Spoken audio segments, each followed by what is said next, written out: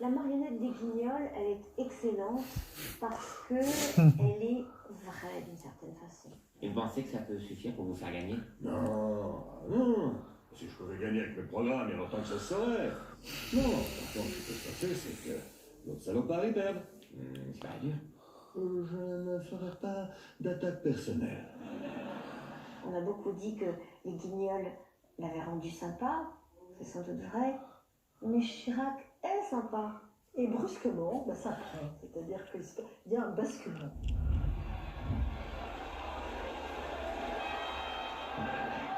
Ses partisans l'acclament, il est 22h30 et le nouveau président de la République quitte l'hôtel de ville. Il s'offre une traversée de Paris.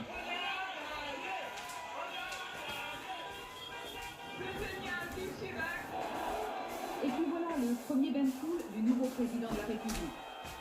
Service d'ordre minimum, tout entier livré à la foule, l'admirable de tous les siens, tous ceux qui depuis des mois ont travaillé à sa campagne. 95 quand même, c'est le moment où il a réalisé son vœu le plus cher. C'était un moment, il suffit de voir les images. On le voit à les fenêtres, mais débordant de joie, débordant de joie.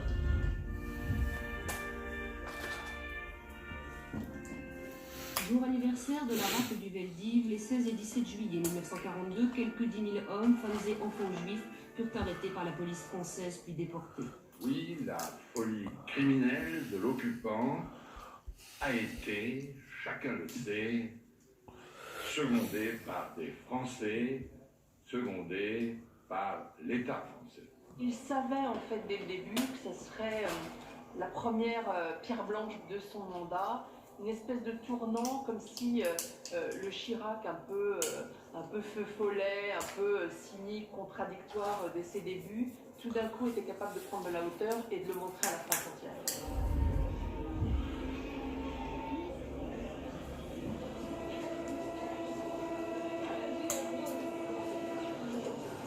À peine descendu du train qu'on a réussi à prendre, et il n'y en avait ce matin qu'un sur 4, au mieux. Voilà qu'il faut affronter la cohue souterraine. C'est vraiment pas le jour, même l'escalier mécanique est en grève. Ce qui se passe en 95, c'est qu'il fait lire sur la fracture sociale, il nomme Alain Juppé comme ministre, et très rapidement, la priorité va être donnée, non pas à la fracture sociale, mais à la lutte contre le déficit, la politique d'austérité. Direction le RER, et là, les voyageurs virtuels commencent à s'impatienter. Ce sont toujours les mêmes et ceux qui gagnent beaucoup moins d'argent qu'eux sont toujours embêtés. Très vite, il va se heurter à la résistance de la rue, à la résistance des syndicats. Juppé a mille qualités, mais c'est quand même un homme extrêmement souple. Et donc, à partir de ce moment-là, la situation se durcit jusqu'au moment où Chirac considère que il faut peut-être abandonner un certain nombre de projets.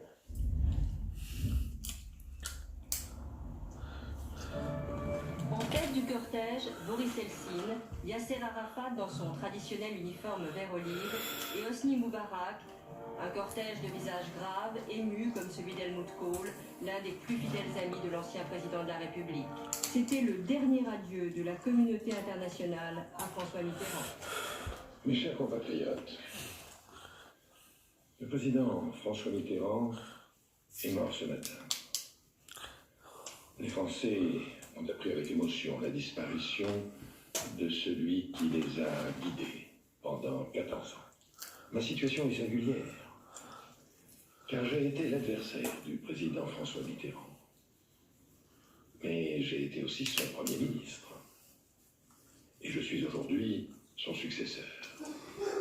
Tout cela tisse un lien particulier où il entre du respect pour l'homme d'État et de l'admiration pour l'homme privé qui s'est battu contre la maladie avec un courage remarquable, la toisante en quelque sorte, et ne cessant de remporter des victoires contre elle.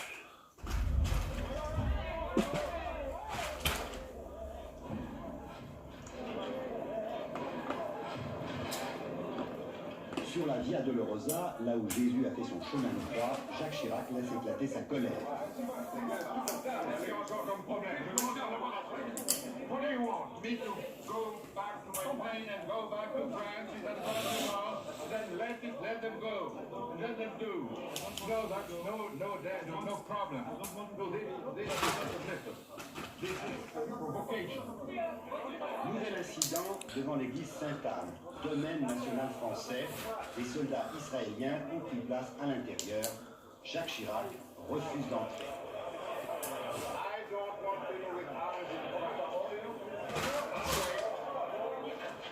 Je suis désolé de vous faire ça. Je vous en prie. Il y avait des hommes en armes qui étaient entrés ici. Ça ne pouvait pas accepter. Ça suscite dans le monde arabe une véritable adoration. Et qui va être durable, hein, d'ailleurs. Il suffisait de cet acte-là, d'ailleurs. Il n'y a pas besoin d'en dire plus. C'était beaucoup plus fort que tous les discours du monde.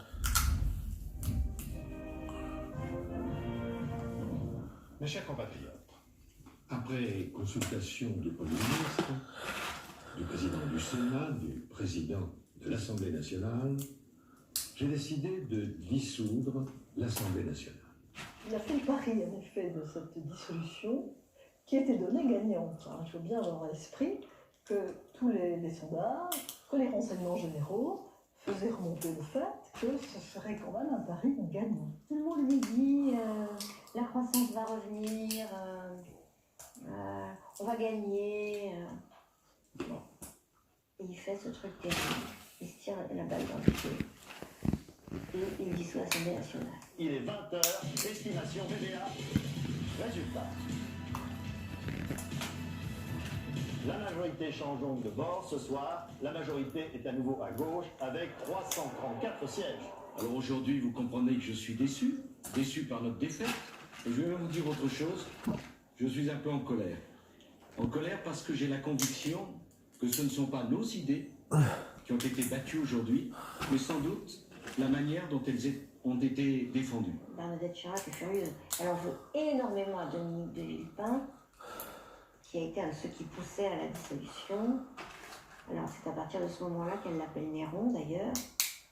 Et elle arrive devant ce petit cercle de conseillers, glacés par la défaite, complètement abattue. Et elle dit « Il est où Néron ?» Et après elle croise Villepin et lui dit « Vous êtes encore là, vous ?»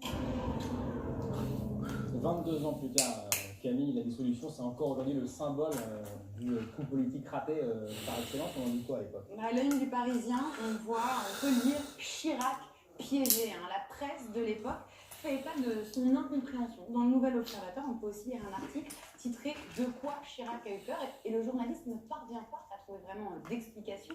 Les commentateurs de l'époque de souligner aussi qu'un an plus tôt, le président Jacques Chirac avait assuré qu'il n'utiliserait pas l'arme constitutionnelle de la dissolution, je cite, une sorte de combine, avait-il dit, tout à fait contraire à l'esprit de nos idées. Jean-Louis Debré, vous avez Je vais revenir juste sur 95. C'est vrai que les guignols, mais pour la première fois, Chirac est visible.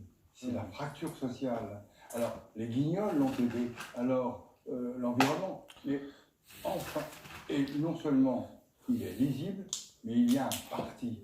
Et le parti, le RPR, qui est là. Et donc, celui qui lui avait manqué avant, en 96, est là. Et c'est plus lui qui est à l'origine de la division et des baladures. Alors, pour la dissolution... Vous avez fait une petite grimace quand on a vu... vous avez fait une petite grimace quand on a vu Jacques Chirac annoncer aux Français la dissolution. Oui, parce que il faut être précis. D'abord, tous les sondages, on l'a dit, donnaient, mais ce qu'on n'avait pas enregistré avec précision, c'est que dans 80 circonscriptions, le Front National était en mesure de se maintenir et qu'il s'est maintenu et il a fait voter la gauche. C'est ça. Donc c'est pas... le phénomène doit être complété. C'est l'émergence pour la première fois du Front National en tant que force politique qu'on n'a pas mesurée parce que c'est pas mesurable et on n'a pas d'antécédent. J'arrive à sur la dissolution. Il y a une erreur évidente de Chirac en 95, parce qu'on pensera Jean-Louis, il essaie de ne pas avoir dissous tout de suite l'Assemblée nationale. En fait, il n'avait pas sa majorité. Il a gardé une majorité baladurienne dans laquelle figuraient Nicolas Sarkozy et d'autres, et c'était autant de forces de résistance. C'est-à-dire que les problèmes d'Alain Juppé ont été liés en grande partie à cette erreur de départ. Je ne sais pas qui avait fait cette promesse, d'ailleurs, de ne pas dissoudre, mais je crois que Balladur avait dit qu'il dissoudrait, et il a voulu dire le contraire de Balladur. Et ça, c'est l'erreur évidente, parce que la plupart des présidents de la République, en tout cas sous le septennat, tout de suite, il y avait une dissolution qui leur permettait d'avoir une majorité. Celui qui avait d'ailleurs au passage commis la